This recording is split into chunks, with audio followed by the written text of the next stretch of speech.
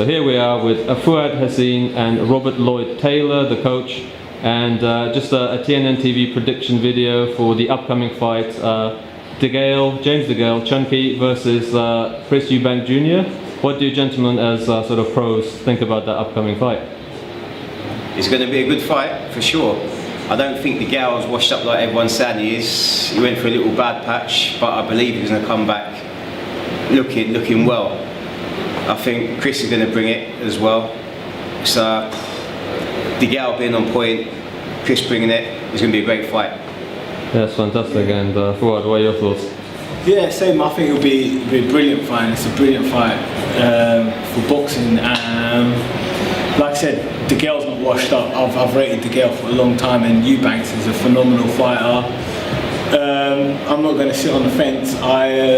Like I said, I like both fighters and both are my very favourite. I just believe at super middle, with the talent and the size difference, etc., it will just all come into play, and I think DeGale will probably just itch it on points over Eubanks. However, Eubanks is going to come bring it with his work rate and phenomenal.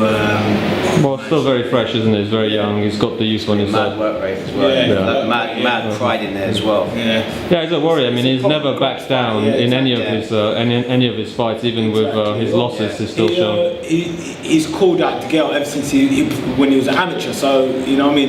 The grudge is there, and he's going to want to win, and both men's going to want to make a statement. So we're in for a treat. It's a genuine grudge match. No one's going to want to lose. They're both going to be putting the work in. They're both dedicated to bring that victory. And in terms of, I think with James DeGale, he's had really good experience with people like Badu Jack and other world champions, and he sort of won his world title back from the States when he actually went over there to sort of reclaim his title back. So I guess he's sort of hungry, he's hungry again, and he says he's injury free. Obviously he had problems outside boxing, etc., with the injuries, and he's come over a lot. So yeah, it'll be very interesting. I don't think he gets the props he deserves as well, DeGale. Yeah, he's done an awful lot. Of course, like I said, he's an Olympian, and he was sort of one of the only people to sort of beat the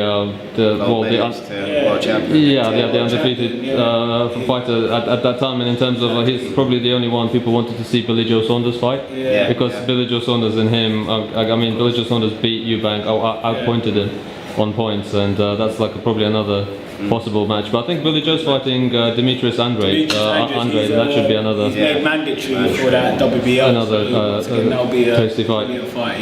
So in terms of these two gentlemen, I think British boxing is sort of on a high. I do believe it's on ITV now, ITV box office, and production values are amazing. When I watched the Super 6 with all the lasers and everything else, I thought, wow, this is it looks really good stuff. I'm very. It's brilliant for boxing, UK boxing especially, and it puts people like us on a platform in the future, and it's brilliant. Yeah, and ITV, they can really help themselves.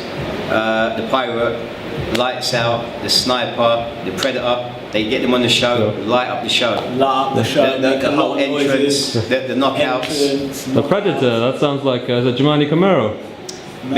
Different Mitchell Predator. Mitchell Freely. Oh, I see. I was about to say, but in terms of ITV, I think they've done such a good job that it's easy for a fight fan to order that fight. Yes. Because you can even go to PlayStation 4 or any of the streaming devices, and the fight's there. It's easy, you don't have to make any weird phone calls anywhere to sort of get that fight on. And I think in the future with streaming like YouTube, I think when they did the Hugh Fury Joseph Parker fight streamed on YouTube, that was like the first time they've done that. So I think maybe in the future that's going to be the future of boxing, because you can watch anything you want.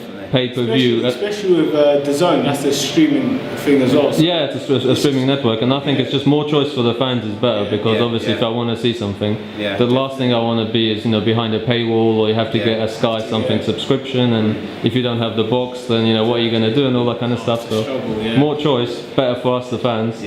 So in terms of your prediction, you're going with James Chunky DeGale. Like I said, I'm for both men, but I'll push on to DeGale. Push on to DeGale, saying it's just edge it, perhaps. And how about yourself? You're going to sit on the fence, or? I'm going to sit on the fence, but it is 100% going to be a great fight. So people tune in, it's a 50-50 pretty much almost. Yeah, even if James is washed up, it's still going to be a great fight. I don't think it is. It's going to be hard for Eubank. Size makes a difference, what you say as well. Yeah, he's used to fighting light, you know, at a high weight, at super middle and higher, sort of. It just, for me, the reason why I said that is that growth fight, the size difference was just a little bit, just too much. Yeah, you could kind of tell that the Saint George Groves was he can bigger. more than handle his own at that weight. However, size-wise, it just makes it a little bit different. People like Callum Smith, DeGale, they're all big guys, and Eubank's just a little bit too small for that weight, unfortunately. So I say, yeah, it's what's the old saying, the big, good small guy can't be a you know, great bigger man, or vice versa.